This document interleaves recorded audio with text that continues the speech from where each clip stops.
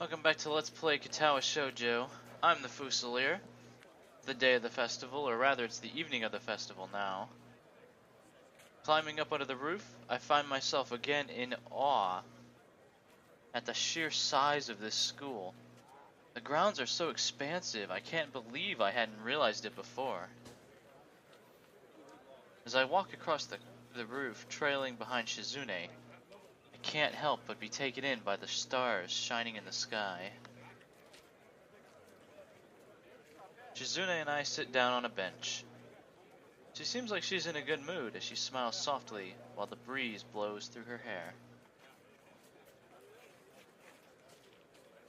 We look down at the festival, which looks like a sea of glowing amber lanterns and waving paper fans teeming with people, some of them festively dressed in yukata. In fact, most of the girls seem to be wearing yukata. Wonder why Shizune and Misha didn't dress up today. Two of them would look nice in yukata. I briefly think about what types they would wear. Shizune would like to go with something traditional. However, Misha is a bit harder to place. Misha arrives, panting as she runs to us, trying to keep the food in her arms from falling. Setting everything on the ground, she lets herself drop backwards.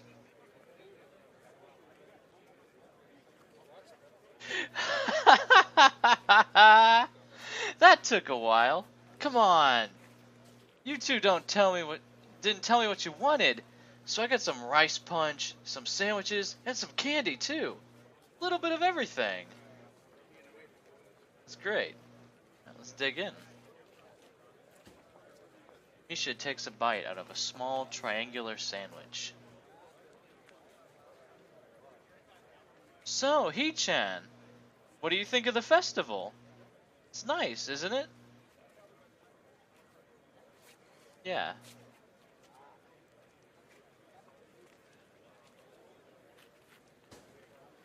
The stars are nice tonight.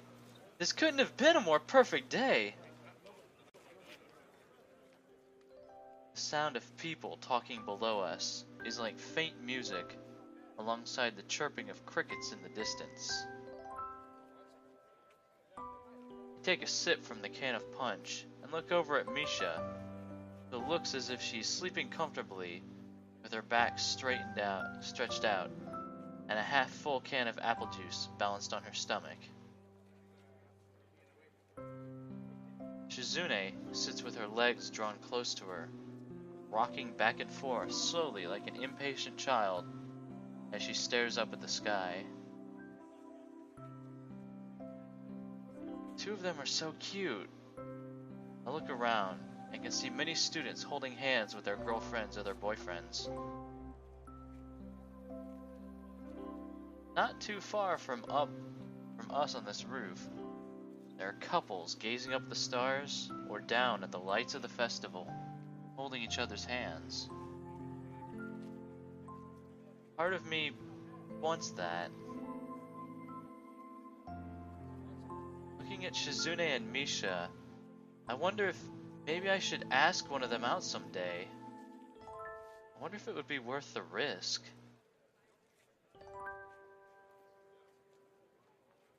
The golden hands moving across the face of the delicate watch on Shizune's wrist catch my eye, and I see that it's getting kinda late, but the festivities are still going strong. Shizune is still holding the stuffed cat I won by the paw. She notices me looking at it.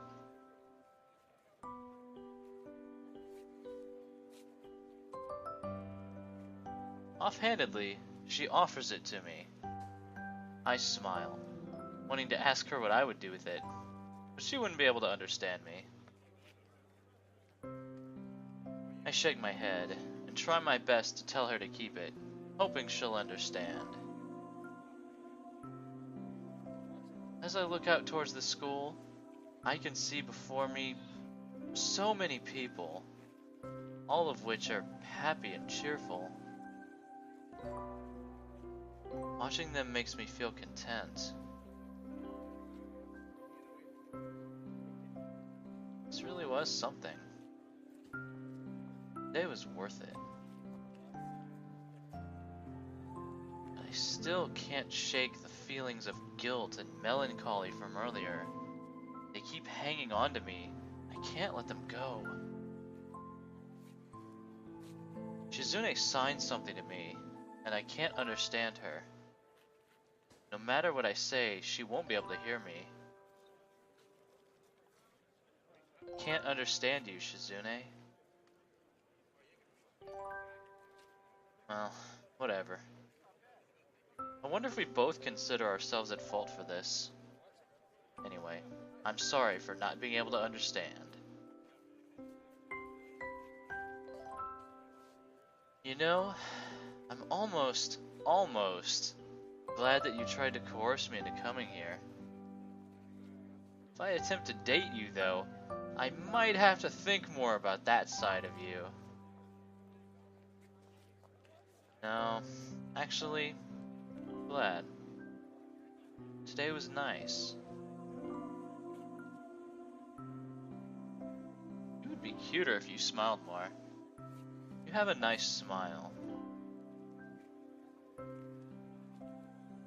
Frustrated, she stands up, arms behind her back, looking authoritative and confident against the backdrop of the stars. Suddenly, Shizune throws her arms out toward the open sky, seeming to hold it between her hands. It's as if she's telling me to look at everything in front of me. The school, bathed with the festival's glow and lit up with the colorful yukata. The roof, illuminated by fireflies. The sky so vast that it imposes the feeling of awe into you. What does she want? It slowly dawns on me with time. This beautiful scene before me is proof that there are things wonderful enough that spoiling them with a bad mood would be unforgivable. And I can feel the weight of Shizune's personality pressing the point further. Thanks. Yes. I look away, but then Shizune grabs me by the shoulder, her watch brushing against my cheek. With her left hand, she points up at the sky.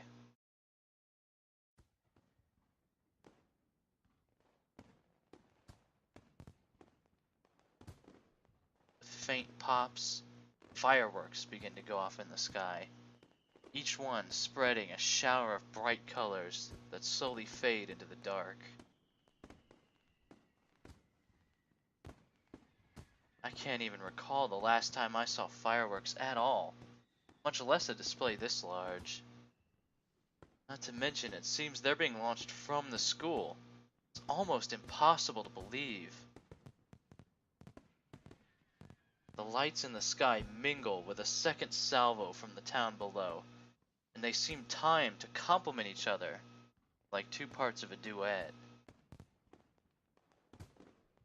They continue for maybe 15 more minutes, and then stop. Shizune realizes her hand is still on my shoulder, and withdraws it carefully, looking a little uncomfortable.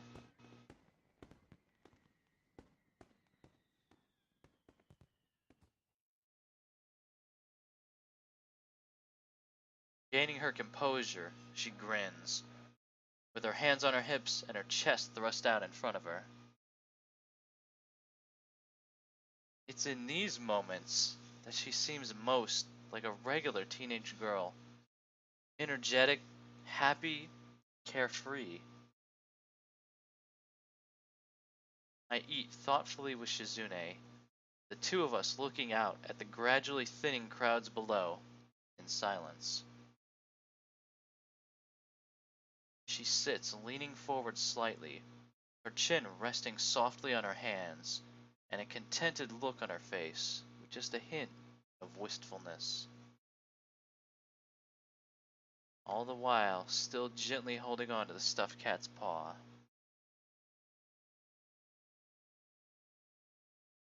I start feeling tired.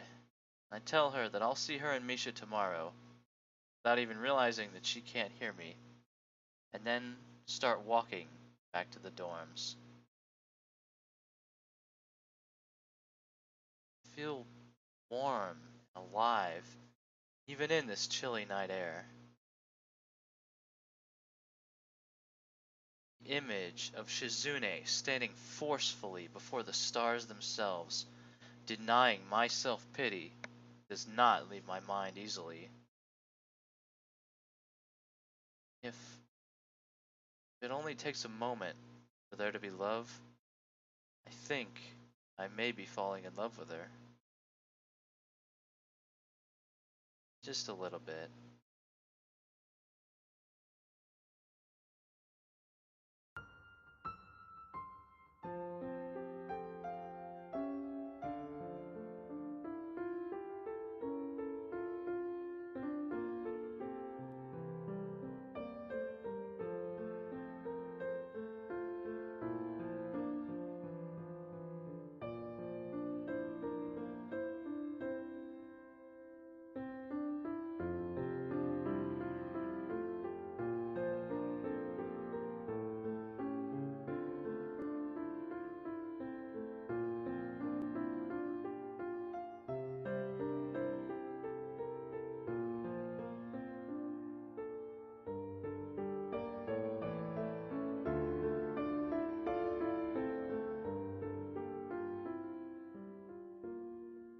Act 2. Learning to read.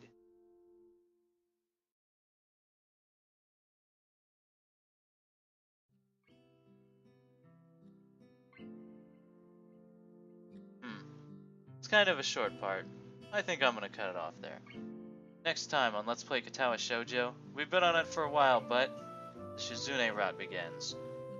This was Act 1. What? 13, 14 parts? This was Act 1. One of the Act 1s. Because there's, obviously there's multiple ways that can go.